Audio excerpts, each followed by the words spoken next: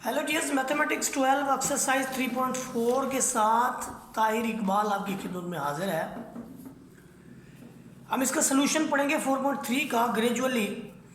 यहाँ पर मेरे पास कुछ नोट्स भी मौजूद हैं ताकि कम वक्त में हम इस एक्सरसाइज का सलूशन जो है वो पूरी तरह हासिल कर सकें। तो यहाँ पर देखें, जो क्वेश्चन नंबर 1 हमारे पास मौजूद है, क्वेश्चन नंबर 1 जो है ये हमारे पास मौजूद है और इसके अंदर जो है क्या पूछा गया है और हमने इसके सलूशन के अंदर क्या देखना है।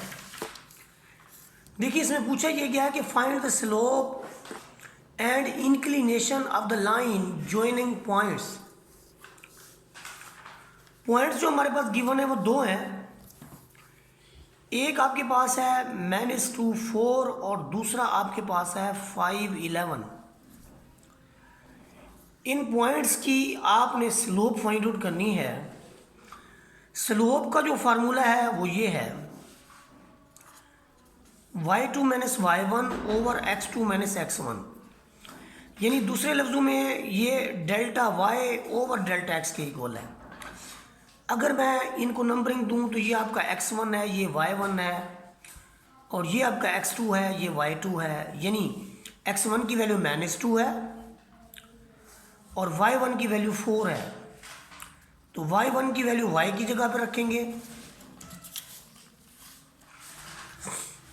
y1 की वैल्यू y1 की जगह पर रखेंगे और y2 की वैल्यू जो है वो आपके पास 11 है।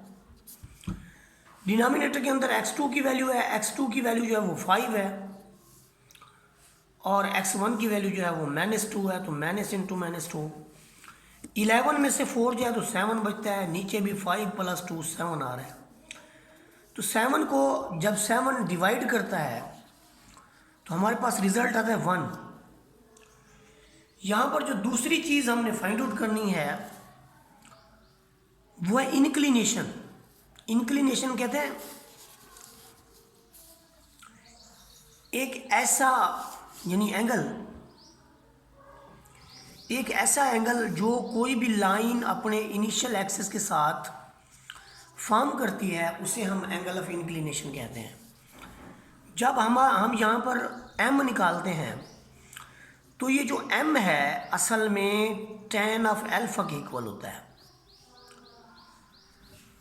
m जो है ये tan ऑफ अल्फा के इक्वल होता है। यानी जो इंक्लिनेशन हम निकालते हैं उसका अगर हम tan ले लें तो वो हमारे पास अब tan अल्फ़ा 1 के इक्वल होता है। तो यहाँ से tan alpha is equal to, अगर मैं ये लिख दूँ tan 45 डिग्री, इसका मतलब क्या हुआ कि inclination alpha this is equal to 45 degree. या अगर आप इसको रेडियन में लिखना चाहते हैं तो ये आपका π/4 के इक्वल होगा। आप जरा गौर करें कि एक चीज़ जो है वो हमने फाइंड आउट कर ली है। इसके बाद हम करेंगे पार्ट नंबर 2। पार्ट नंबर 2 के अंदर हम देखेंगे कि हमारे पास जो दो पॉइंट्स हैं वो है 3 - 2 2 7। उसी तरह से x1 y1 x2 y2 ये रखेंगे, y2 - y1 over x2 - x1 रखेंगे, वैल्यूज पुट करेंगे। आपके पास tan इनवर्स -9 आएगा जिसका रिजल्ट आप कैलकुलेटर से मालूम कर सकते हैं। आपके पास होगा -83.66। बाकी आप देखिए, अगर इसको ड्रा करना है तो आप कर लें, दोनों पॉइंट्स जो है वो आप लगा लें। अगर ड्रा आपने करना है तो दोनों पॉइंट्स को ग्राफ पेपर पे लगा के उनको मिला लें तो आपका एंगल भी आ जाएगा और पॉइंट्स भी मिल जाएंगे। सिमिलरली हमारे पास पार्ट नंबर 3 है। यहाँ पर पार्ट नंबर 3 के अंदर देखें, यहाँ पर जो पार्ट नंबर 3 है उसके अंदर देखें 4 6 4 8। इसी तरह से y2 - y1 over x2 - x1। तो ऊपर something over 0, something over 0 infinity, और tan इनवर्स इन्फिनिटी आपको पता है कि 90 डिग्री के इक्वल होता है। स्लोप जो है वो आपको 90 डिग्री पे मिलती है, इन्फिनिटी वाली।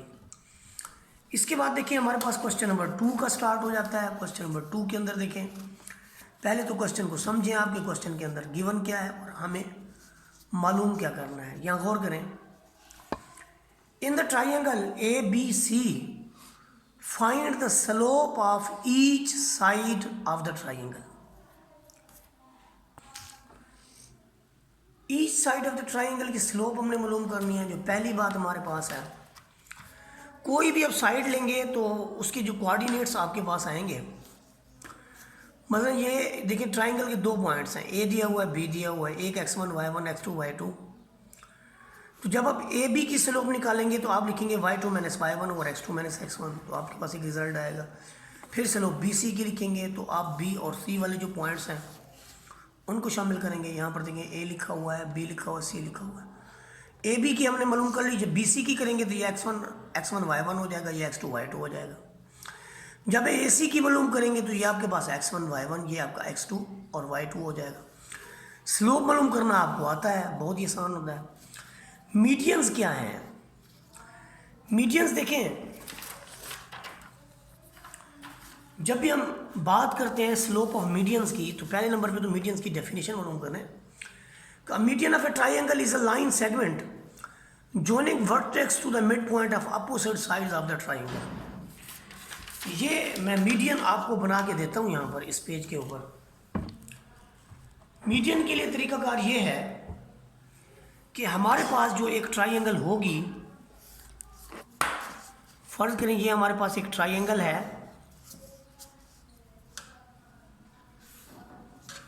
उस ट्राइंगल के जो आपके पास वर्टिसेस हैं वो सामने वाले मिड पॉइंट पर, मतलब मैं अगर कहूँ ये ए है, ये बी है और ये सी है, तो इसके मीडियन कैसे होंगे? फर्स्ट ए का मिड पॉइंट पी है, बी का मिड पॉइंट यहाँ पे सी है, क्यू है, और सी का जो है यहाँ पे आर है।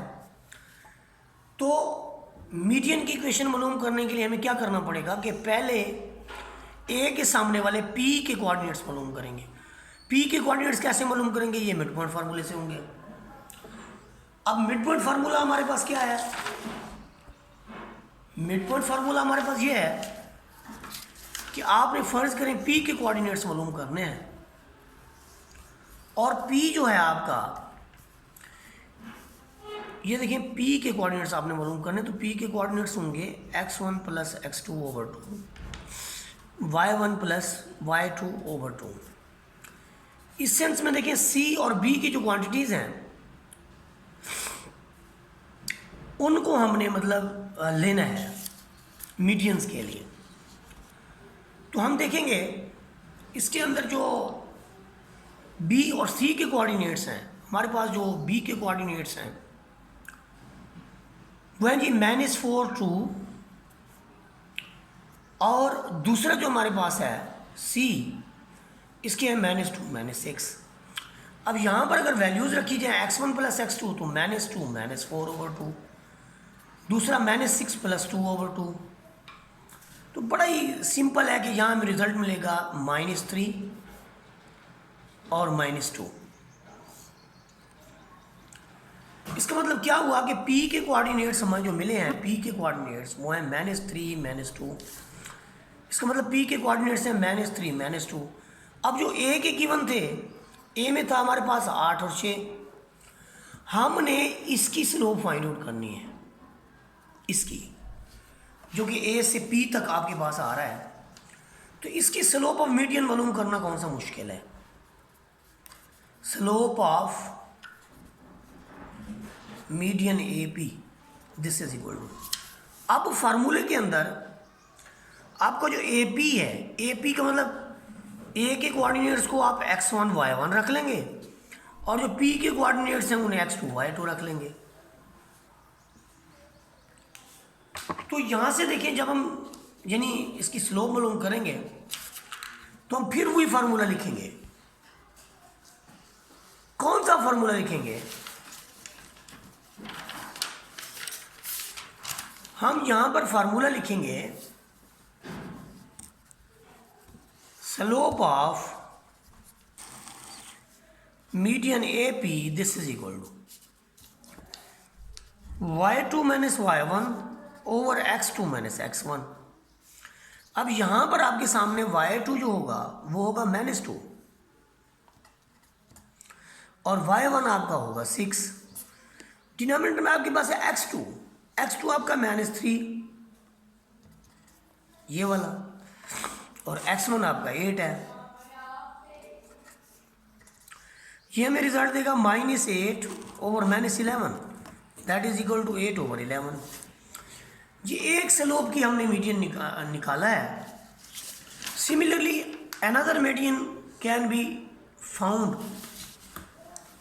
बाकी मीडियन जो है ये भी इसी तरह से जो है फाउंड किए जा सकते हैं। तो इसका मतलब ये हुआ ईच मीडियन की ट्राइंगल हमने फाइंड आउट कर ली। उसके बाद है एल्टीट्यूड ऑफ द ट्राइंगल, कि किसी भी ट्राइंगल का जो एल्टीट्यूड है वो हमने कैसे फाइंड आउट करना है। देखिए पहले नंबर पे तो ये एल्टीट्यूड की डेफिनेशन का हमें पता होना चाहिए। एल्टीट्यूड क्या होता है? एक ऐसा एल्टीट्यूड जो होता है वो अपोजिट एंगल के ऊपर 90 डिग्री का एंगल बनाता है। अपोजिट साइड के ऊपर जो है वो 90 डिग्री का एंगल बनाता है। तो यहां पर देखिए जब वो 90 डिग्री का एंगल बनाएगा तो जो स्लोप आप AC की निकालेंगे उसका नेगेटिव रेसिप्रोकल यूज कर लेंगे। मतलब यहां पर मैं आपको बताऊं, ये जो ट्राइंगल आपके सामने है इसमें एक साइड है BC, ये देखिए इस तरह की एक ट्राइंगल है आपके सामने, ये B है और ये C है। इधर से एक यहां पर पॉइंट Q के ऊपर वो कहता है जी 90 का एंगल बन रहा है, A से ड्रा हो रहा है। तो अगर आप स्लोप निकालते हैं BC का, ये नेगेटिव रेसिप्रोकल होगा स्लोप ऑफ AQ का, क्योंकि ये जो दोनों लाइनें हैं ना, ये BC जा रहा है, ये आपके पास AQ आ रहा है, ये आपका BC जा रहा है, ये BC है, ये जो आपका पॉइंट है ये A से Q तक आ रहा है। तो आप देखें जो इसकी स्लोप होगी इसे M1 कह लें, जो इसकी स्लोप होगी M2 कह लें, क्योंकि ये दोनों आपस में 90 डिग्री का एंगल बनाते हैं। तो ऐसी सिचुएशन में दोनों की स्लोप का प्रोडक्ट होगा -1, M1 क्रॉस M2 -1। तो जब आप एक की स्लोप निकालेंगे, मतलब BC की निकाल लेते हैं, तो दूसरे का नेगेटिव रेसिप्रोकल आ जाएगा। ये देखिए जब हम स्लोप निकालते हैं ना BC की, तो वो हमारे पास आता है y2 - y1 over x2 - x1, वो आता है -4। अगर यही -4 मैं यहाँ पे रख दूँ, यही -4 अगर मैं यहाँ पे रख दूँ, तो जो दूसरी स्लोप है उसका रिजल्ट आएगा -1 और -4। तो ये जो स्लोप है आपके पास आ जाएगी +1/4। सिमिलरली ये हमने एक एल्टीट्यूड की जो है स्लोप फाइंड आउट की है। Similarly we can find another slope. तो जब आप मतलब ये वाली स्लोप लेंगे B से, आप ये वाली लेंगे, फर्ज करें R है, तो आप AC की स्लोप लेके उसका नेगेटिव रेसिप्रोकल यूज कर लेंगे। इसके बाद आते हैं जी हम क्वेश्चन नंबर 3 की तरफ। क्योंकि एक्सरसाइज लेंथी है तो हम एक एक पार्ट करेंगे, बाकी सेम जो है वो आपके लिए रख दिया जाएगा। तो यहां पर इस क्वेश्चन को भी समझें, क्वेश्चन नंबर 3 को, कि क्वेश्चन नंबर 3 के अंदर क्या बताया गया है। गौर करें जरा, क्वेश्चन नंबर 3 के अंदर यह है कि bye means of slopes show कराएं कि फॉलोइंग लाइंस जो हैं सेम लाइन पे लाई करते हैं पॉइंट। कोई से दो पॉइंट, अगर आपके पास एक A है, दूसरा B है, तीसरा C है, अगर आपकी AB की स्लोप इक्वल आ जाती है BC की स्लोप के, और फिर ये इक्वल आ जाती है AC की स्लोप के, तो इस सेंस में हम कहते हैं कि पॉइंट्स आर कोलिनियर। तो पहले नंबर के लिए भी हमारा 4 आंसर है, 4 आंसर है, 4 आंसर है। अब आप कहेंगे स्लोप मालूम कैसे करेंगे? बच्चे इनकी स्लोप मालूम करना जो हम सीख चुके हैं, y2 - y1 over x2 - x1। जब आपके पास कोई से दो पॉइंट गिवन हो, x1 y1 और B में आपके पास x2 y2 हो, तो ये हमारा स्लोप मालूम करने का फार्मूला है जो कि तीनों में अप्लाई होगा। तो y2 - y1 over x2 - x1, इसका भी 4, इसका भी 4, इसका 4। ऐसी सूरत में हम कहते हैं कि क्योंकि तीनों की स्लोप्स बराबर हैं, hence points are collinear. Slopes बराबर हैं, hence A, B and C lie on the same line, lie on the same, इसका मतलब एक ही लाइन पे लाई करते हैं। इसके अलावा जो पार्ट बी है ये फिर आप खुद देखें, सेम है, उसी तरह का है। उसके बाद देखिए पार्ट नंबर सी है, डी है, ये सारे उसी तरह के हैं। मैंने पहले ही कहा था कि एक जैसे क्वेश्चन जो है ना वो मैं नहीं करवाऊंगा, वो आप खुद करेंगे और ख़ुद ही डिसाइड करेंगे कि पॉइंट्स जो हैं सेम लाइन पे लाई करते हैं या नहीं करते। फिर भी सोल्यूशन मैंने आपके सामने रख दिया है। ये देखें, ये आपके पास ए बी सी है, ए बी बी सी ए सी लिया, तो रिज़ल्ट चेक करें, सेम है, कोलिनियर। अब देखें ये थोड़े डिफरेंट आपको नज़र आएंगे, लेकिन इसके अंदर देखिए इनके रिजल्ट्स क्या हैं, गौर कीजिए, सेम है, पॉइंट्स कोलिनियर। उसके बाद आ जाए आप जी क्वेश्चन नंबर 6, क्वेश्चन नंबर 4 की तरफ। जब हम क्वेश्चन नंबर 4 की तरफ देखते हैं तो गौर कीजिए कि इसके अंदर पूछा गया है फाइंड के। वो कहते हैं जी के मालूम करें so that the line joining A B and the line C and D, कि एक तो इससे स्लोप लेनी है फिर इससे स्लोप लेनी है, वो कहते हैं पैरेलल है। एक कंडीशन तो ये है कि ये पैरेलल है, दूसरी कंडीशन ये है कि परपेंडिकुलर है। आप जब इनकी स्लोप मालूम कर लें, ये देखें, ये फर्ज करें हमारे पास m1 है, दूसरी जो आई है हमारे पास ये क्या है, m2 है। अब पहले केस में जब ये पैरेलल होगा तो दोनों को इक्वल रख लेंगे। जब हम इनको इक्वल रखेंगे तो क्रॉस मल्टीप्लिकेशन के तहत 2 9 से ज़रब होगा, 1 k -7 से ज़रब होगा, तो यहाँ से k की वैल्यू आपको मिल जाएगी, -7 से जाके प्लस हो जाएगा, तो आपका ये रिजल्ट जो है ये 18 है, 18 प्लस 7 जो है -11 आ जाएगा। परपेंडिकुलर के केस में क्या होगा कि दोनों का प्रोडक्ट कर लेंगे ऐसे, और दूसरा इसे हम रख देंगे -1 के इक्वल, तो नफी से नफी कट जाएगा। इसके बाद सॉल्व करके हमने k की वैल्यू फाइंड आउट कर लेनी है। तो ये देखें, दूसरी जो हमारे पास k की वैल्यू आ रही है, बन रही है, ये दोनों का प्रोडक्ट हमने -1 के इक्वल रख लिया है। उसके बाद इसको सॉल्व कर लिया k के लिए, तो k की जो वैल्यू है वो आ गई हमारे पास 32/2। इसके बाद हम जाएंगे क्वेश्चन नंबर 5 की तरफ। क्वेश्चन नंबर 4 जो था वो आसान था, पैरेलल और परपेंडिकुलर का केस था।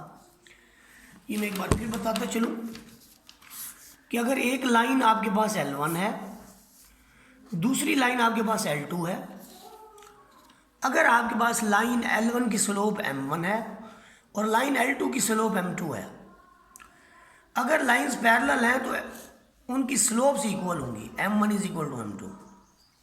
अगर स्लोप्स इक्वल हैं तो फिर लाइंस पैरेलल होंगी।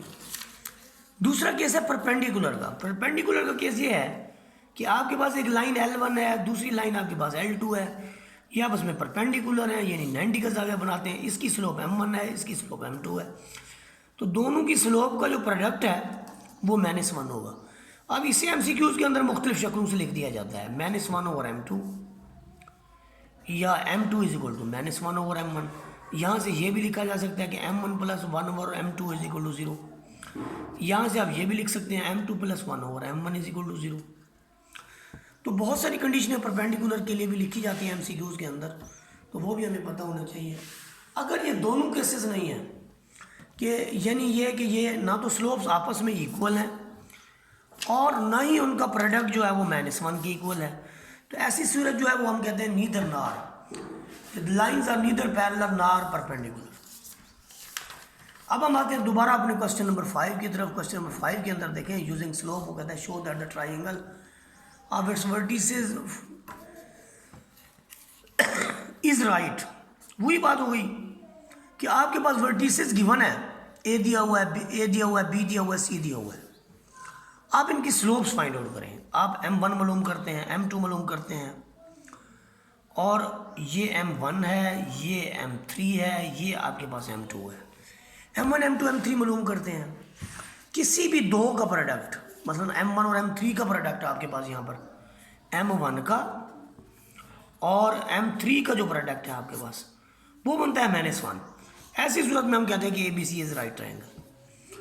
राइट तभी तो बनती है जब कोई सी दो लाइंस आपस में परपेंडिकुलर होती हैं, अदरवाइज राइट ट्रायंगल तो कैसे फॉर्म हो सकती है, नहीं हो सकती।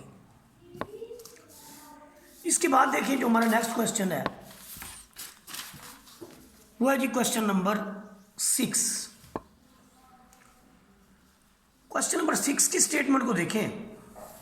वो कहते हैं जी 3 पॉइंट्स आपके पास कंसेक्टिवली गिवन है, वो वर्टिसेस हैं एक पैरेललोग्राम के।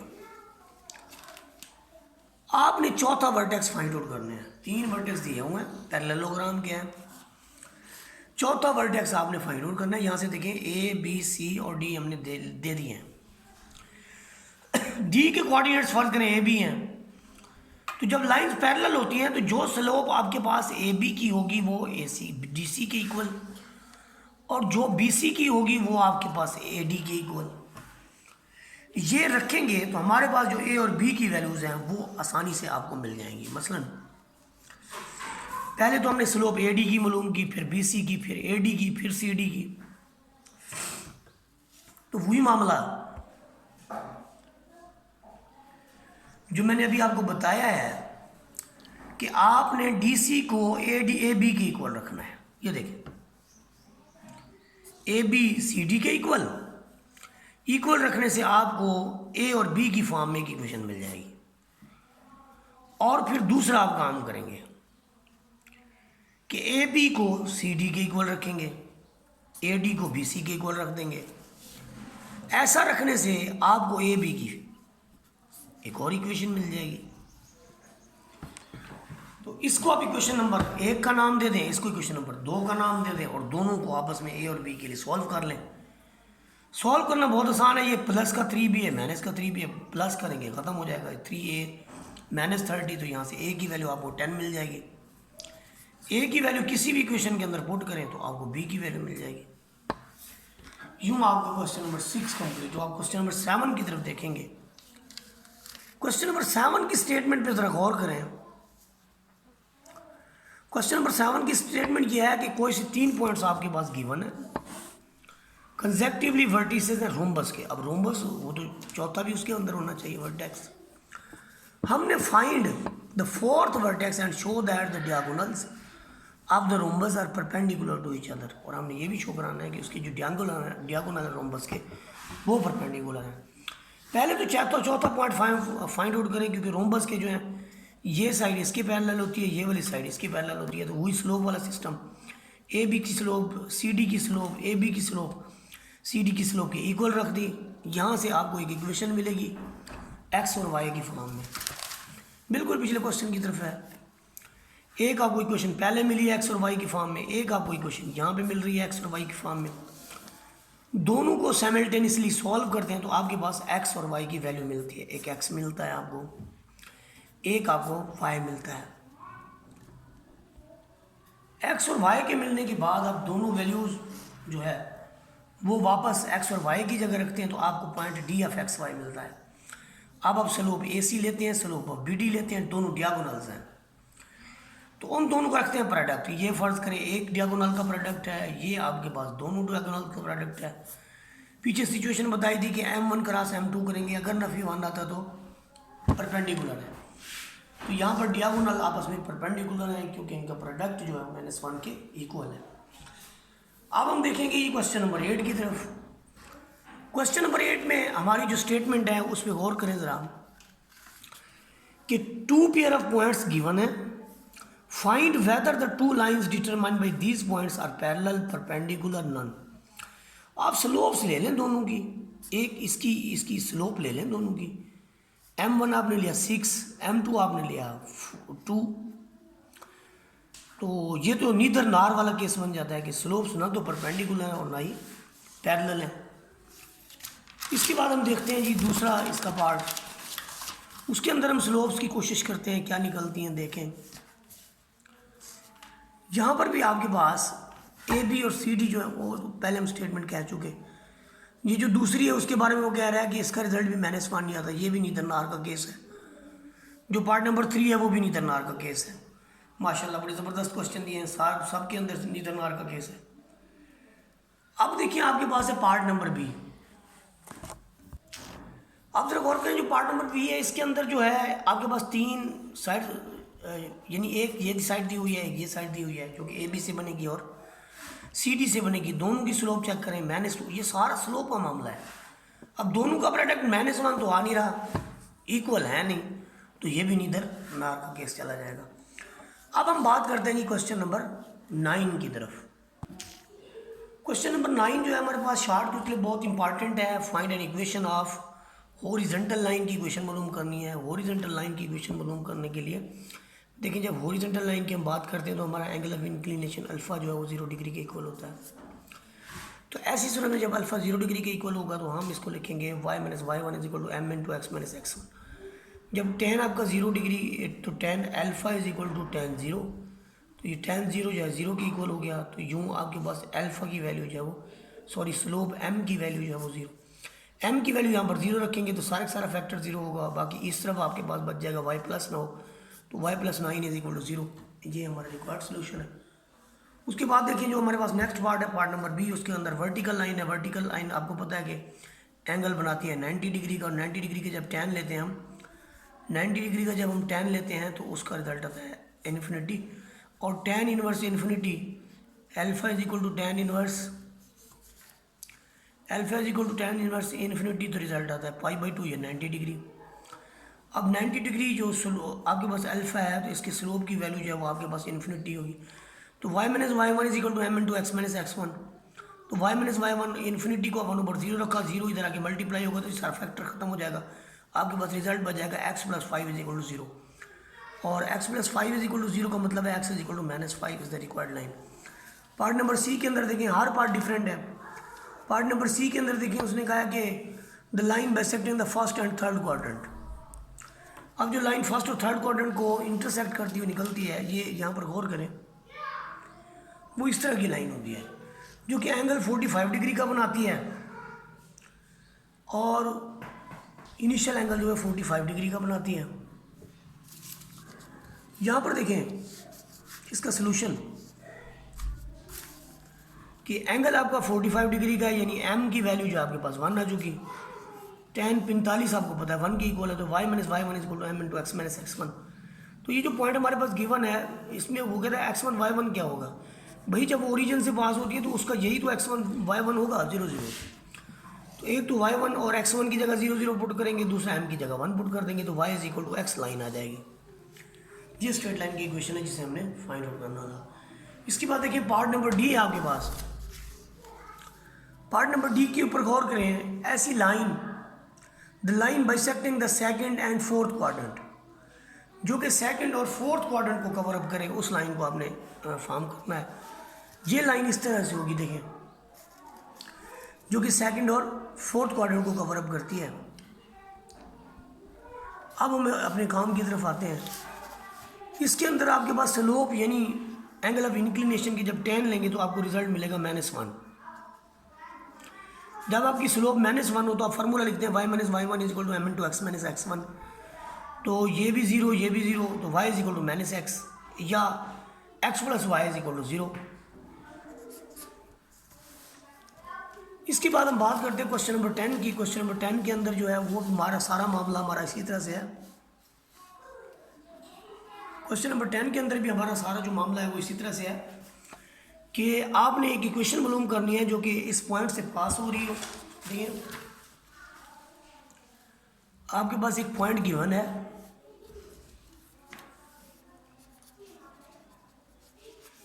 और साथ में वो कहते हैं m जो है वो भी गिवन है, और आपने लाइन मालूम करनी है। तो क्या लिखेंगे, y minus Y one is equal to M into X minus X one. तो y माइनस वाई वन की वैल्यू है आपके पास 5 है, m की वैल्यू उसने दे रखी है 7 है, x माइनस इंटू माइनस 6, तो ये आएगा y minus 5 is equal to 7 into X plus 6। ये इक्वेशन आएगी, इसे सिंप्लीफाई कर लेंगे। सिंप्लीफाई करने के बाद आपको एक रिजल्ट मिल जाएगा। सिमिलरली यहाँ पर देखें,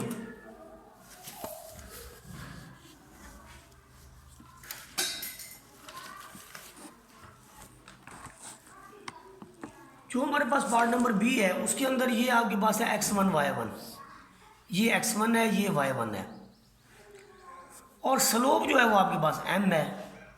फार्मूला वही है y minus Y one is equal to M into X minus X one. Values put करें और आंसर ले लें। उसके बाद पार्ट नंबर डी के अंदर 2 पॉइंट फार्मूला है। टू पॉइंट फार्मूला यहाँ पर नहीं लिखा हुआ, मैं टू पॉइंट फार्मूला भी आपको बता देता हूँ, वहाँ डायरेक्टली आप पुट कर लें। y माइनस वाई टू या y1 over y2 minus y1, this is equal to x minus x1 over x2 minus x1। इस फार्मूले के अंदर अगर आप वैल्यूज़ को पुट कर दें तो डायरेक्टली आपका आंसर आ जाएगा, वरना आप स्लोप अलग से और कोई एक पॉइंट पुट करके आपका आंसर जो है वो आ सकता है और वो इस तरह का आएगा। पार्ट नंबर एफ को देखें। पार्ट नंबर एफ के अंदर जो है आपने क्या करना है, हमारे पास एक्स इंटरसेप्ट दिया हुआ है, वाई इंटरसेप्ट दिया हुआ है, तो इंटरसेप्ट फॉर्म लाइन की क्या है, ए है और बी है। ए की जगह आप -3 रख दें और बी की जगह 4 रख दें, तो ए भी आ गया आपके पास और बी भी आ गया। ये पुट करने के बाद आप 12 से मल्टीप्लाई कर दें तो आपका ये रिक्वायर्ड रिजल्ट होगा। उसके बाद देखिए आपके पास पार्ट नंबर जी है। पार्ट नंबर जी के अंदर वो कहता है एक्स इंटरसेप्ट आपका -9 है और स्लोप आपकी -4 है। एक्स इंटरसेप्ट -9 का मतलब क्या है कि यहाँ पर -9 और 0 है, क्योंकि पूरे एक्स एक्सिस के ऊपर जब आप जाएंगे, ये एक्सिस है तो एक्स एक्सिस के ऊपर आपको y0 मिलेगा। तो यहाँ पर आप पहला पॉइंट तो लिखेंगे -9 और दूसरा लिखेंगे 0। बाकी स्लोप तो उसने दे रखी है, स्लोप आपकी -4 है। ये पुट करेंगे y minus y1 is equal to m into X minus x1 और आपको इक्वेशन ऑफ स्ट्रेट लाइन मिल जाएगी। क्वेश्चन नंबर 11 के ऊपर देखें, ये बहुत ही आसान और वीआईपी क्वेश्चन है, इंपॉर्टेंट है बहुत। इसके अंदर हमने एक ऐसी इक्वेशन मालूम करनी है जो कि परपेंडिकुलर बाइसेक्टर है ऐसी लाइन का जो कि इन दो पॉइंट्स को से मिलकर बनती है। देखें यहाँ पर मैं आपको इस क्वेश्चन को समझाने की कोशिश करता हूँ। यहाँ पर कोई से दो पॉइंट हैं, एक ए है, एक आपके पास बी है। हमने इस लाइन की इक्वेशन मालूम करनी है। ए और बी तो हमारे पास गिवन है। ए क्या गिवन है, x1 है, y1 है। बी हमारे पास है x2 और y2 है। यहाँ पर उन्हें दे दिए हैं ए और बी की वैल्यूज जो है वो दे दी हैं। ए की है 3,5, ए की है 3,5 और बी की है आपके पास 9,8। ए की 3,5 है, बी की आपके पास 9,8 है। आप इसकी स्लोप ले लें। स्लोप यानी m आप कैसे लिखेंगे, y2 minus y1 over x2 minus x1। तो m के रिजल्ट क्या होंगे, y2 आपके पास है जी 8 माइनस 5 ओवर 9 माइनस 3। तो रिजल्ट क्या आएगा, ऊपर 3 है नीचे 6 है, रिजल्ट 1/2। आपने स्लोप निकाल ली। उसने ये कहा है कि ये परपेंडिकुलर बाइसेक्टर है। इसका मतलब ये हुआ कि स्लोप तो हमने निकाल ली, ये जो पॉइंट है ये मिड पॉइंट है ये बी का, इसको भी निकाल लें। मिड पॉइंट कैसे निकलता है, दोनों को जमा करके 2 पे डिवाइड कर दें। 3 और 9 12, 12 को 2 पे डिवाइड करें 6, 5 और 8 13, 13 को 2 पे डिवाइड करें 13/2। अब जब आप इक्वेशन लिखेंगे, कौन सी इक्वेशन लिखेंगे, y minus y1 this is equal to m into X minus x1। देखिए y minus y1 is equal to m into X minus x1। यहाँ पर आप पॉइंट पुट करेंगे y minus 13 over 2 this is equal. Slope हमने निकाल लिया है। तो यहाँ गौर करें, हमने स्लोप भी निकाल रखी है, पॉइंट भी हमारे पास मौजूद है, स्लोप भी 1/2 मौजूद है। तो फार्मूला ये वाला, स्लोप हमारे पास 1/2 है, x माइनस x1 हमारे पास 3 है। पहले तो इसे 2 से सिर्फ दे देंगे, 2y minus 13 is equal to x minus 3। तो यही लिख लें बस, 2y माइनस x और माइनस 10 इज इक्वल टू 0। तो ये हमारे पास वो इक्वेशन आ जाएगी जिसे हमने फाइंड आउट करना है।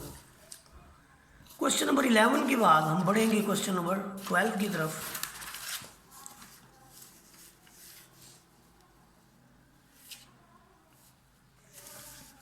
क्वेश्चन नंबर 12 की स्टेटमेंट जरा जानिए। Find equation of the side, altitude and medians of the triangle whose vertices are. ये काफ़ी लेंथी क्वेश्चन है। इसके अंदर ए भी दिया हुआ है, बी भी दिया हुआ है और सी भी दिया हुआ है। वो कहते हैं कि वर्टिसेस गिवन, आप इक्वेशन ऑफ साइड्स मालूम करें। जब हम इक्वेशन ऑफ साइड्स की बात करते हैं तो पहले भी हम कर चुके हैं, पहले क्वेश्चन के अंदर हुई फार्मूला स्लोप वाला कि जब आप स्लोप ए बी की निकालेंगे आप लिखेंगे y2 minus y1 over x2 minus x1। तो स्लोप ऑफ द साइड्स तो इसी तरह से आप निकालते जाएंगे। पहले आप इक्वेशन ऑफ ए बी निकालेंगे, स्लोप ऑफ ए बी निकालेंगे, फिर आप इक्वेशन ऑफ ए बी निकालेंगे जो कि इस पॉइंट से पास हो और ये उसकी स्लोप हो। तो फार्मूला क्या होगा, y minus y1 is equal to m into X minus x1। Similarly आपने तीनों जो आपके पास है इक्वेशन वो तीनों मालूम करनी है, ए बी की, ए सी की, ए बी की, ए सी की, और ए सी की मालूम करने के बाद आपने लास्ट में इक्वेशन ऑफ एल्टीट्यूड मालूम करनी है। अब हम इक्वेशन ऑफ एल्टीट्यूड की जब हम बात करते हैं तो एल्टीट्यूड जो है वो एक ऐसा आपके पास खत होता है जो सामने 90 का एंगल बनाता है। फर्ज करेंगे हमने एल्टीट्यूड ए पी की मालूम करनी है, ए पी की मालूम करनी है। देखिए ए पी परपेंडिकुलर है बी सी के, A P let A P is perpendicular to B C. तो जब ये बी सी के परपेंडिकुलर है तो आप स्लोप यूज करें बी सी वाली, बी सी की स्लोप ले लें आप। बी सी की स्लोप हमारे पास m1 हो गई, ये y2 minus y1 over x2 minus x1 वाले फार्मूले से। तो जब आपने बी सी की स्लोप फाइंड आउट कर ली तो आप इस पॉइंट ए का यूज करें तो फार्मूला वही होगा y minus y1 is equal to m into X minus x1। Substitute करेंगे, सब्सटीट्यूट करने के बाद हमारे पास रिजल्ट आएगा ये वाला। और इसके बाद जितने भी दूसरा और तीसरा पार्ट है वो भी इसी तरह से बाकी इक्वेशंस मालूम हो जाएंगी। इसके बाद हमारे पास थर्ड पार्ट है जिसमें हमने equation of medians find out करनी थी। अब मीडियंस एक ऐसा खत होता है जो एक वर्टेक्स से गुजरता है और आगे मिड पॉइंट पे जो है वो टच करता है। तो आप स्लोप तो वही नेगेटिव रेसिप्रोकल यूज़ करेंगे।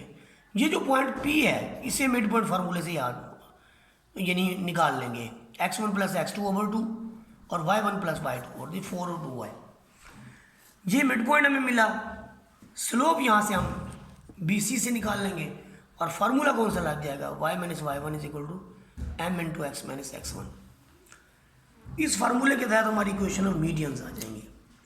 और ये हमने एक मीडियंस नहीं बल्कि 3 मीडियंस निकालनी है। उसके बाद हम डिस्कस करेंगे क्वेश्चन नंबर 12 को।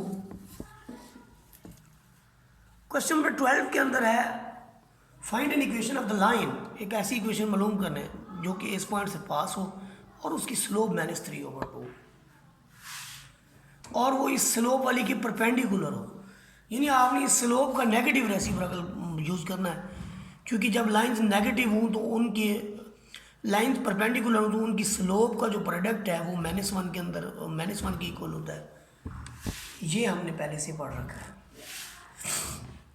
तो आप देखिए जो रिजल्ट है उसका नेगेटिव रेसिप्रोकल हमारी रिक्वायर्ड लाइन की स्लोप हो गई और पॉइंट जो है वो हमें ऑलरेडी गिवन है। तो what is different, y minus y m into X minus x1। कीमतें पुट करेंगे और हमें एक आंसर मिल जाएगा। इसके बाद हमारे पास है जी क्वेश्चन नंबर 14। स्टेटमेंट बहुत इंपॉर्टेंट है। Find an equation of the line through this, कि एक लाइन है जो कि इस पॉइंट से पास हो रही है और वो पैरेलल है उस लाइन की जिसकी स्लोप -24 है। इसका मतलब क्या हुआ कि आपके पास x1 y1 भी है और आपकी स्लोप भी हम है, तो फार्मूले के अंदर रख दें आप। रखने के बाद जो आपको रिजल्ट मिलेगा वो ये वाला है। इसके बाद हमारे पास है क्वेश्चन नंबर 15। 15 में वो कहता है the points A B and C are vertices of triangle. Show ये करवाया कि जो लाइन इनके मिड पॉइंट को मिला रही है और मिड पॉइंट ऑफ ई जो है ए सी को मिला रहा है, पैरेलल है बी सी के और ये इसका हाफ है। यानी ए सी और बी सी का हमने देखना कि ये पैरेलल हैं या नहीं है। तो देखते हैं जी क्या इसका सोल्यूशन बनता है। ये कंडीशन है कि आपके पास ए दिया हुआ है, बी दिया हुआ, सी दिया हुआ है। आप ए बी और सी ए का मिड पॉइंट लें। मिड पॉइंट आपने ले लिया दोनों 5/2 और 5/2। ई का जो आपके पास है 1/2 और -1/2। फिर इसी स्लोप डी ई का आप ले रहे हैं। इसका स्लोप फाइंड आउट करें, इसका स्लोप फाइंड आउट करें। इसका डी ई का डबल करेंगे तो बी सी बनेगा, बी सी का हाफ करेंगे तो डी ई बनेगा। देखें जी, इसके बाद जो हमने फार्मूला अप्लाई किया वो 65 का स्क्वायर रूट है और ये हाफ ऑफ बी सी है, बी सी हमने निकाल लिया है, तो दोनों की स्लोप आपस में इक्वल है। तो ये हाफ लेक्चर जो हमने दिया है एक्सरसाइज से। 21st क्वेश्चन जो है हमारे पास बहुत ही इंपॉर्टेंट क्वेश्चन है। इसके अंदर हमने 3 चीज़ें मालूम करनी है, slope intercept form, two intercept form और नॉर्मल फॉर्म। जहाँ तक हमारी स्लोप इंटरसेप्ट फॉर्म का यानी ताल्लुक है, तो स्लोप इंटरसेप्ट फॉर्म को जिस तरह से है कि y is equal to m x plus c, और हमारा पहला पार्ट जो है उसकी इक्वेशन गिवन है 2x minus 4y plus 11 is equal to 0। तो चूँकि हमने इस तरफ सिर्फ y को स्टैंड अप करना है, बाकी दूसरी वैल्यूज़ को दूसरी तरफ ले जाना है। अगर हम 4y मनफी के साथ है, अगर इसको इस तरफ ले आए तो हमें ये मिलेगा जी 2x माइनस 4y इस तरफ, ये दोनों वैल्यूज़ उस तरफ जाएंगी तो आपको ये मनफी हो जाएंगी। उसके बाद देखिए पॉजिटिव हो जाएंगी सारी वैल्यूज़, 4 इसका आके डिवाइड करेगा, तो हमारी ये जो इक्वेशन है कुछ इस तरह से बन जाएगी कि y is equal to 1/4 2x plus 11। ये जो 4 है 2x को डिवाइड करेगा, 11 को डिवाइड करेगा, तो जब ये इसको डिवाइड करेगा तो m की वैल्यू 1/2 आ जाएगी और c की वैल्यू 11/2 आ जाएगी, m की वैल्यू और c की वैल्यू आ जाएगी। ये आपके पास है स्लोप इंटरसेप्ट फॉर्म, यानी y is equal to m x plus c. इसके बाद हम देखते हैं हमारे पास जो नेक्स्ट पार्ट है वो है टू इंटरसेप्ट फॉर्म का, कि टू इंटरसेप्ट फॉर्म क्या चीज़ होती है। टू इंटरसेप्ट फॉर्म ये होती है कि आपका एक स्ट्रेट लाइन के ऊपर जो है वो एक वैल्यू जो है वो पास हो रही होती है इस तरह से, तो वो टू इंटरसेप्ट देती है। एक आपको यहाँ पर ए देती है, ए के कोऑर्डिनेट्स जो है वो A0 होते हैं। सिमिलरली जो आपको दूसरा देती है वो आपको बी देती है 0B, और उसकी फिर इक्वेशन ये वाली होती है टू इंटरसेप्ट फॉर्म की। हमारे पास क्वेश्चन गिवन है वो आपका इस तरह से है कि 11 को अगर दूसरी तरफ ले जाएं और फिर -11 से इसको डिवाइड कर दें, तो आप देखेंगे हमारी राइट हैंड साइड जो कि हमें ऑलरेडी 1 चाहिए थी वो हमने 1 बना ली। फिर जो x के डिनोमिनेटर में आएगा वो a की वैल्यू होगी, जो y के डिनोमिनेटर में आएगा वो b की वैल्यू होगी, और ये हमारा स्लोप यानी टू इंटरसेप्ट फॉर्म जो है वो कंप्लीट हो जाएगी। इसके बाद हम देखते हैं नॉर्मल फॉर्म। इसी इक्वेशन की नॉर्मल फॉर्म को हम देख लेते हैं। इसी इक्वेशन की नॉर्मल फॉर्म जो है वो इस तरह से है। नॉर्मल फॉर्म इस तरह से है कि x cos alpha plus y sin alpha this is equal to p। आप x को इधर भी लिख सकते हैं और y को आप इधर भी लिख सकते हैं साथ में p, यानी आप इसको ऐसे लिख सकते हैं कि cos alpha x plus sin alpha y this is equal to p, where p is length of perpendicular from origin to the line.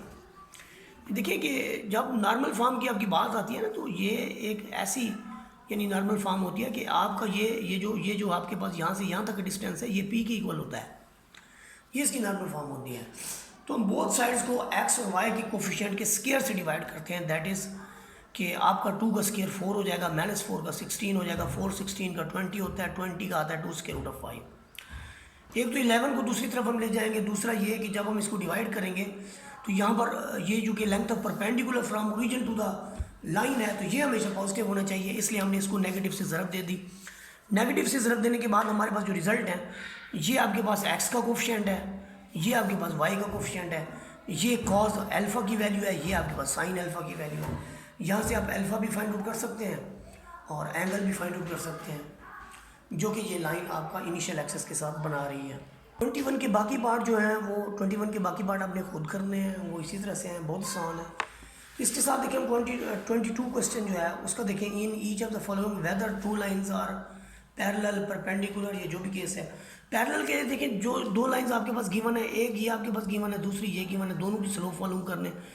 Slope मालूम करने का क्या फार्मूला है आपके पास कि minus coefficient of x divided by coefficient of y। अगर इस तरह से आपके पास यानी रिजल्ट सेम आते हैं, मसलन आप देखें कि इसका भी 2 आया है, आपके पास -2 आया है और इसका भी -2 आया, तो हम कहेंगे पैरेलल है। ये देखिए इसका आपके पास 2/3 है, इसका -3/2 है। स्लोप निकालना तो आपको आता है कि minus coefficient of x divided by coefficient of y, तो स्लोप का अगर प्रोडक्ट जो है -1 के इक्वल है तो ये आपके पास परपेंडिकुलर का केस है, ये पैरेलल का केस है। उसके बाद पार्ट नंबर सी के ऊपर देखें आप, पार्ट नंबर सी में भी दोनों का स्लोप निकालते हैं तो पता चलता है जी ये तो ये माइनस के साथ है, ये आपका प्लस के साथ है, तो ये नीदर नॉर का केस बन गया। यहाँ आपने वो भूलना नहीं है ये -1/2 है, ये +1/2 है, ना तो इनका प्रोडक्ट -1 के इक्वल आ रहा है, ना ये दोनों स्लोप्स बराबर इक्वल हैं, तो इसलिए नीदर परपेंडिकुलर नॉट पैरेलल। और पार्ट नंबर डी के अंदर बाद आपका पार्ट नंबर डी और ई जो है ये भी सेम है, इसको भी उसी तरह से आपने सॉल्व करना है। अब हम बढ़ते हैं जी क्वेश्चन नंबर 23 की तरफ। क्वेश्चन नंबर 23 की स्टेटमेंट को समझिए, वो कहता है फाइंड 23 की स्टेटमेंट को समझें। ये कहता है जी find the distance between given parallel lines, sketch the line, also find the equation, और वो इक्वेशन ही मालूम करें, equation of parallel line that lying midway between them. तो देखिए जी हमने डिस्टेंस मालूम करना है between two parallel lines. Parallel lines के लिए हमें नॉर्मल फॉर्म बनानी पड़ेगी। अभी हम पिछले क्वेश्चन के अंदर इसकी नॉर्मल फॉर्म बना चुके हैं। नॉर्मल फॉर्म का फार्मूला मैं आपके सामने फिर रख देता हूँ। नॉर्मल फॉर्म का ये तरीका है कि हमने cos of alpha x plus sin of alpha y this is equal to p लिखना है, और ये लेंथ ऑफ परपेंडिकुलर है from origin to the line, ये इस तरह की लेंथ है, ये वाली जो पी है। तो एक तो ये हमेशा होना भी पॉजिटिव चाहिए, तो उसके तरीक़ेकार के कोफिशिएंट ऑफ एक्स और वाई के जो आपके पास हैं उनके स्केयर के सम पे डिवाइड करते हैं, ये आपका 25 आता है। तो पहली इक्वेशन को आप जब रूट ऑफ 25 -5 पे डिवाइड, -5 इसलिए डिवाइड किया कि आपका 3 उधर जाएगा तो आपका माइनस आ जाएगा। तो उस माइनस में इसको हमने पॉजिटिव रखना है, इसलिए नेगेटिव नंबर पे डिवाइड किया है। तो एक नॉर्मल फॉर्म आपके पास ये आएगी। दूसरी जो लाइन है उसमें भी एक्स और वाई के कोफिशिएंट से जब हम डिवाइड करते हैं तो वो भी यही आपके पास सिलसिला है। उसका जो P2 आता है वो ये वाला है। ये आपके पास एक डिस्टेंस है, P1 कह लें इसको, दूसरा डिस्टेंस है आपके पास, इसे P2 कह लें। आगे हमने इसका स्केच कर दिया है। स्केच का क्या तरीकाकार है? स्केच का ये तरीकाकार है कि जब आप x को 0 पुट करें और y की वैल्यू निकाल लें, फिर y को 0 पुट करें और x की वैल्यू निकाल लें, तो आपको इसे 2 पॉइंट निकाल सकते हैं एक लाइन से। मतलब इसमें अगर आप x 0 पुट कर दें तो हमें जो y मिलेगा -4y + 3 = 0। यहाँ से हमें y मिल जाएगा 3/4, और जब आप y 0 पुट कर लेंगे तो हमें x मिल जाएगा 1। तो इस पॉइंट को 1 और 3/4 को एक जगह पे मार्क कर लें, फिर दूसरी लाइन का जो है वो नंबर मार्क कर लें। इन दोनों लाइंस के दोनों पॉइंट्स को आपस में मिला लें, या पॉइंट इंटरसेप्ट फॉर्म से भी आप इस लाइन को जो है वो ड्रा कर सकते हैं। यहाँ ये लाइन ड्रा की गई है, और आप देखें जो मिड वे लाइन है, मिड वे मालूम करने का तरीकाकार ये है कि आपके पास एक डिस्टेंस है, दूसरा डिस्टेंस उससे निकाला तो आपका 4/6 आया, 4/5 है, ये इन दोनों के दरमियान का मिड वे है। अगर आप 4/5 का हाफ लेके 7/5 से सब्ट्रैक्ट करेंगे तो आपकी ये लेंथ ऑफ परपेंडिकुलर आ जाएगी, और उसका ओरिजिन से डिस्टेंस आ जाएगा जो कि 1 के इक्वल है। अब P की जगह तो आप लिखेंगे 1, बाकी आपने x cos अल्फ़ा पहले से निकाला हुआ है, y sin अल्फ़ा दूसरा है, तो x cos alpha + y sin alpha = P, ये हमारा रिजल्ट होगा। अब हमने इसको स्टैंडर्ड फॉर्म में लाना है, तो 5 पे डिवाइड कर दें। जब 5 पे डिवाइड करेंगे तो ये हमारा रिक्वायर्ड रिजल्ट होगा। इसके दोनों पार्ट जो नेक्स्ट हैं वो आप लोगों ने खुद करने, एक मेथड मैंने बता दिया, आगे आप खुद फॉलो करें इसको। यहाँ पर देखिए जब हम 25 क्वेश्चन की बात करते हैं, हमने एक ऐसी इक्वेशन मालूम करनी है जो इस पॉइंट से, यानी पॉइंट है आपके पास x1 y1, और दूसरा पॉइंट आपके पास ये है, और तीसरा पॉइंट आपके पास ये है। हमने इक्वेशन मालूम करनी है जो परपेंडिकुलर हो, इस पॉइंट से पास हो और इन दोनों लाइंस के जॉइनिंग से परपेंडिकुलर हो। तो जो आप AB की स्लोप निकालेंगे उसका नेगेटिव रेसिप्रोकल यूज़ करेंगे। जो स्लोप आपके पास आई है उसका नेगेटिव रेसिप्रोकल लेते हैं, और यहाँ पर हम सब्स्टिट्यूट कर देते हैं। फार्मूला हमारे पास क्या है, y - y1 = m × x - x। तो ये आफ्टर सोल्यूशन हमारे पास जो है वो इक्वेशन रिक्वायर्ड बनती है। उसके बाद देखें जो हमारे पास क्वेश्चन नंबर 26 है, ये भी इम्पॉर्टेंट है। आप इसको आप फाइंड करें पहले कि find equation of parallel lines perpendicular to, कि उस पैरेलल लाइंस की इक्वेशन मालूम करें जो कि इस लाइन के परपेंडिकुलर हैं। यानी एक लाइन ऐसे है और दो उस पर परपेंडिकुलर हैं इस तरह की, लेकिन वो जो दो लाइंस परपेंडिकुलर हैं उसके वो आपस में पैरेलल हैं। Any perpendicular line to this, उसने ये कैसे लिखा है, कोई भी लाइन आपके पास दूसरी लाइन के ऊपर कब परपेंडिकुलर होती है, उसने सी इंटरसेप्ट कंसीडर कर लिया है। यहाँ से जो आप स्लोप निकालेंगे, इसकी स्लोप देखें, स्लोप आपका होता है minus coefficient of x divided by coefficient of y। तो -2/-1 तो आपका जो स्लोप होगा वो 2 के इक्वल होगा। तो उसने उसकी यानी परपेंडिकुलर लाइन के लिए x + 2y + c = 0 लिखा है।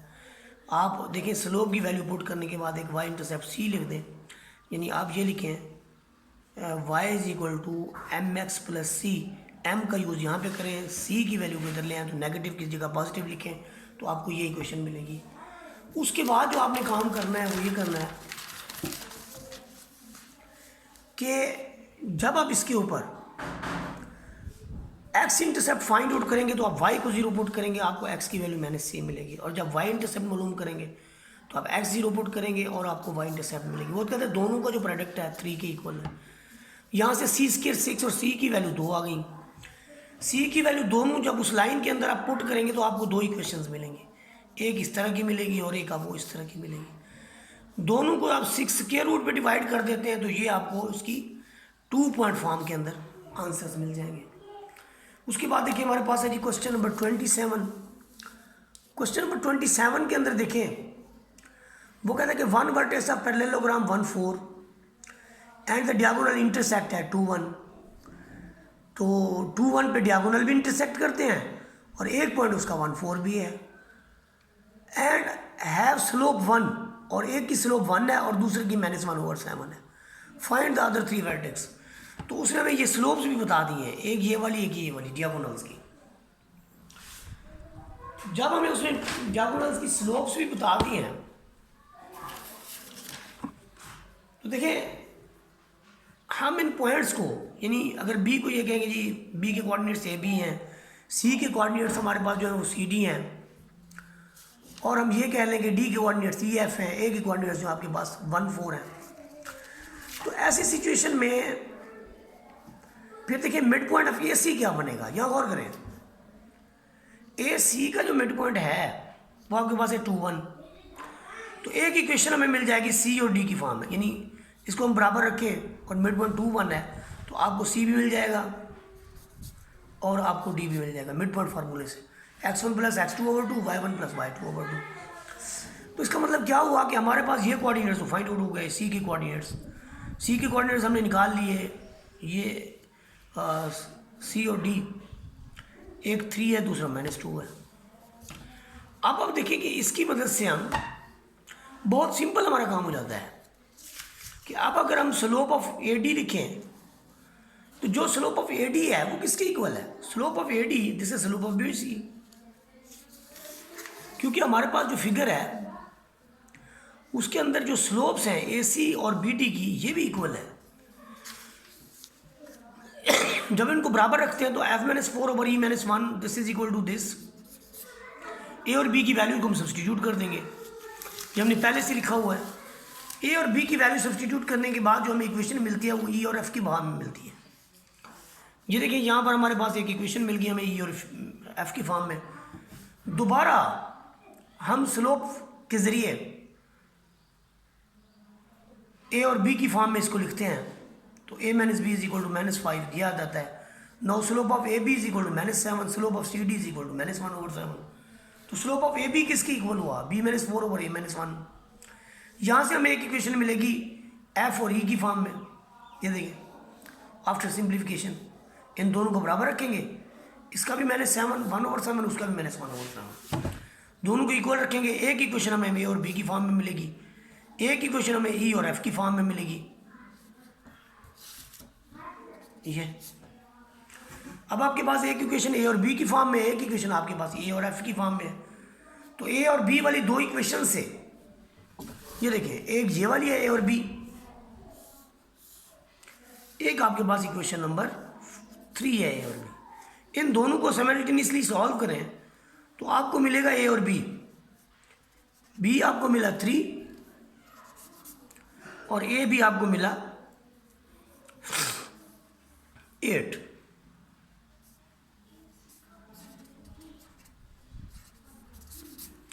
इसी तरह से ई और एफ वाली को अगर आप वो करेंगे सॉल्व करेंगे तो आपको ई और एफ भी मिल जाएगा। तो तीनों वर्टिसेस जो है फाइंड आउट हो जाएंगे। इसके बाद हमारे पास है क्वेश्चन नंबर 28। बहुत ही सिंपल है कि किसी लाइन को ये चेक करना, किसी पॉइंट का ये चेक करना कि वो लाइन के ऊपर है नीचे या ऑन द लाइन है। पहले तो y का कोफिशिएंट पॉजिटिव करेंगे हम, इसे मनफी से मल्टीप्लाई कर देंगे, फिर पॉइंट को करेंगे पुट। ये देखें, हमने y का कोफिशिएंट पहले पॉजिटिव करना है, फिर पॉइंट पुट करना है। तो यहां पर हम देखते हैं कि जो वैल्यू दी हुई है y का कोफिशिएंट अगर पॉजिटिव करें तो ये बनता है जी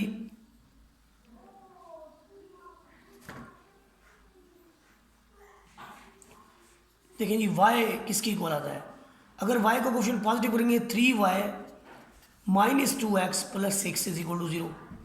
पॉइंट हमारे पास है 5 8, 3 इंटू 5 कर दें, माइनस 2 इंटू 8, 3 इंटू 8 कर दें, 2 इंटू 5 प्लस 6, तो ये कितना आ रहा है 40 और 10 प्लस दिस, तो ये पॉजिटिव आ रहा है। जब ये पॉजिटिव आएगा तो हम कहेंगे point is above the line, line से ऊपर है, ये ऑन द लाइन नहीं है, अबव द लाइन है। दूसरा पार्ट इसके अंदर देखिए, जो पार्ट नंबर बी है उसके अंदर -7 6 है, यहाँ y का ऑप्शन पॉजिटिव है, डायरेक्ट पुट करें, आपका रिजल्ट नेगेटिव आता है तो आप कहेंगे below the line, point is lie below the line. उसके बाद दूसरे में ऐसे है, 29 क्वेश्चन को देखें, वो कहते हैं चेक करें कि whether the given points are on the same और opposite side of the line. तो पहले तो लाइन के जो कोफिशिएंट है ना y वाला, उसको पॉजिटिव करें आप, करने के बाद पहला पॉइंट पुट करें, आपका रिजल्ट -70, तो एक जो है वो बिलो द लाइन है। दूसरा पुट करते हैं -74, तो आपका रिजल्ट पॉजिटिव आता है, ये अबव द लाइन है। तो दोनों अपोजिट हो गए ना, लाइन के दोनों तरफ हो गए। इसी तरह से पार्ट नंबर बी, इसको खुद सॉल्व करें, मैं सामने रख देता हूँ, आप इसका स्केच ले लें, इसको खुद सॉल्व करें। आगे आपके पास क्वेश्चन नंबर 30, आपने डिस्टेंस फाइंड आउट करना है, पॉइंट पी ऑफ 6 - 1 का डिस्टेंस फाइंड आउट करना है, 6x, और ये डिस्टेंस का जो फार्मूला है वो मैं आपको बता देता हूँ कि किसी भी एक पॉइंट का लाइन से डिस्टेंस, बल्कि ये लिखा हुआ है d is equal to x1, d is equal to x1 plus by1 plus c over a² plus b²। तो यहाँ पर पॉइंट x1 y1 आपका 6 - 1 है, तो 6 - 1 रखेंगे, नीचे a का कोफिशिएंट आपका a 6 है, b आपका -4 है, उनके स्क्वायर लेंगे, रिजल्ट आएगा 49 ओवर 52। क्वेश्चन नंबर 31 जो है सेकंड लास्ट क्वेश्चन है मेरे ख्याल में, find the area of the triangle whose vertices are.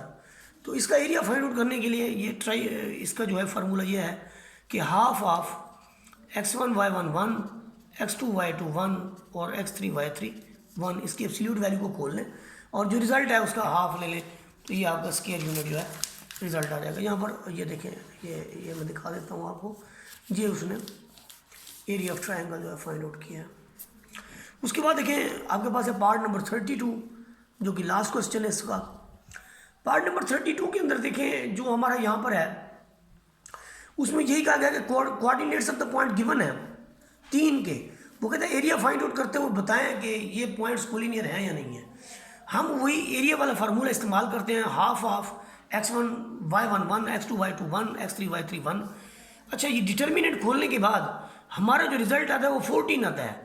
अगर आपका 0 आता तो फिर तो हम कहते कि पॉइंट्स कोलिनियर हैं, क्योंकि 0 आने का मतलब यह है कि उसने कोई एरिया कवर नहीं किया, लेकिन चूंकि वो एक एरिया कवर कर रहा है 14, तो इसका मतलब ये है कि पॉइंट्स जो हैं, हमारे पास जो पॉइंट्स हैं वो कोलिनियर नहीं है। तो ये एक्सरसाइज जो है कंप्लीट हुई। वीडियो अच्छी लगी हो तो लाइक शेयर सब्सक्राइब कर दें। जज़ाकल्लाह खैर।